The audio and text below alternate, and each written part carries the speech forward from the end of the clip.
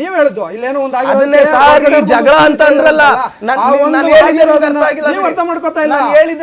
ನೀವು ಮಾತಾಡಿ ಸರಿ ಅಂತ ನೀವು ಅನ್ಕೋಬೇಡಿ, ಮಾತಾಡಿ ಸರಿ ಅಂತ ನೀವು ಅನ್ಕೋಬೇಡಿ. ದಯವಿಟ್ಟು ಅವ್ರಿಗೆ ಎಕ್ಸ್ಪ್ಲೈನ್ ಮಾಡಿ. ನೀವು ನಾನು ಎಕ್ಸ್ಪ್ಲೈನ್ ಮಾಡ್ತಾ ಇದ್ದೀನಿ ನಿಮಗೆ.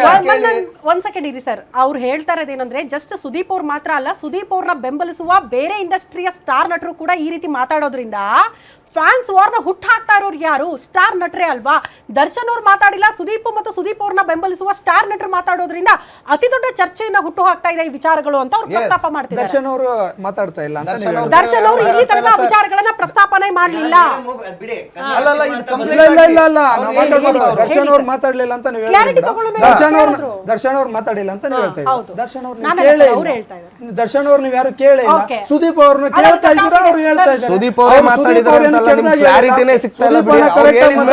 ಅರ್ಥ ಮಾಡ್ಕೊಳ್ಳಿ ಸರ್. ಸುದೀಪ್ ಅವರು ಕರೆಕ್ಟ್ ಆಗಿ ಮಾತಾಡಿದ್ದಾರೆ. ಇದಲ್ಲ, ಇದು ಈ ವಿಚಾರ ಬಂದಿದ್ದು ಇವತ್ತೊಂದು.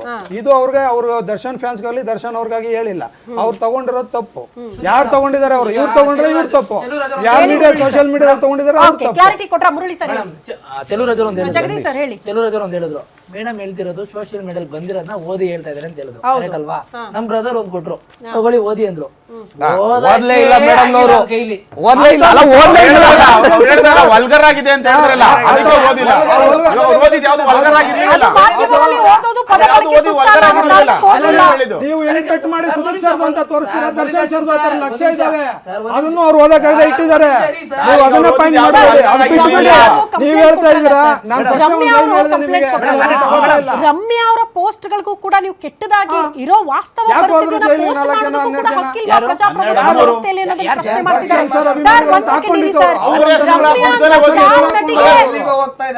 ಮಾತುಗಳು ತಪ್ಪಿದು. ಟ್ರ್ಯಾಕ್ ಚೇಂಜ್ ಆಗೋದು ಬೇಡ. ಬಂದಿರೋದು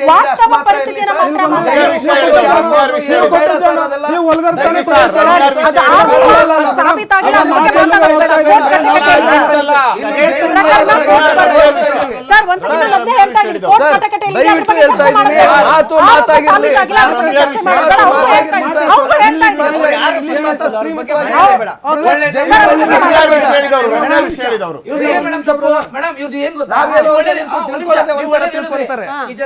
ಒಳ್ಳೇದಿತ್ತು. ದರ್ಶನ್ ಅವ್ರು ಅರ್ಥ ಮಾಡ್ಕೊಂಡ್ಬಿಟ್ಟಿದ್ರು. ಯಾಕೆ ಹೇಳ್ತೀಯ ಸರ್? ಇಬ್ರು ಅರ್ಥ ಮಾಡ್ಕೊಂಡ್ಬಿಟ್ಟಿದ್ರು.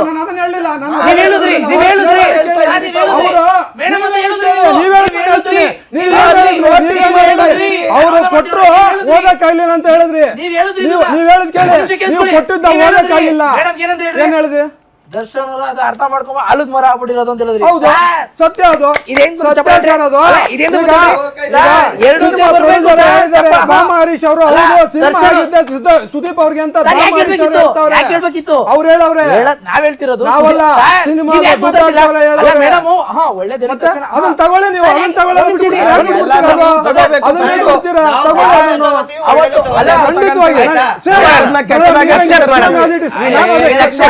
ಅವರಿಬ್ರು ಅಕ್ಸೆಪ್ಟ್ ಮಾಡಿ. ನಾನು ಹೇಳೋದೇನು ಅಲ್ಲ ಬ್ರದರ್, ನಮ್ಮ ವೈಯಕ್ತಿಕ ವಿಚಾರ. ನಂದು ವೈಯಕ್ತಿಕ ವಿಚಾರ.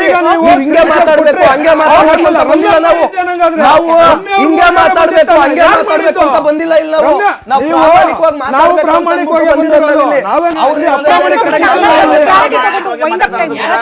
ಚರ್ಚೆಯನ್ನ ಮುಗಿಸೋ ಸಮಯ ಆಗಿದೆ.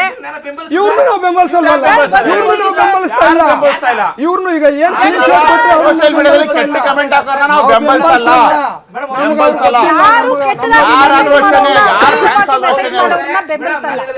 ಅವರು ದರ್ಶನ್ ಅವ್ರ ಬಗ್ಗೆ ಒಂದೇ ಹೇಳೋದ್ ಬೇಡ. ನಾವ್ ಅನ್ಕೊಂತೀವಿ ಸುದೀಪ್ ಸರ್ ಅವತ್ತು ಇಂಟರ್ವ್ಯೂ ಮಾತಾಡಬಾರ್ದಿತ್ತು. ಆ ಪರಿಸ್ಥಿತಿ ಹೆಂಗಿತ್ತು, ಅವ್ರು ಯಾಕೆ ಮಾತಾಡಿದ್ರು ಯಾರಿಗೂ ಗೊತ್ತಿಲ್ಲ. ಅದ್ರ ಬಗ್ಗೆ ನಾವು ಮಾತಾಡೋದು ಬೇಡ. ವಿಚಾರ ಬಂದಿದ್ದು ಮಾತಾಡಿಲ್ಲ. ಇವರೇ ಮಾತಾಡಿಲ್ಲ.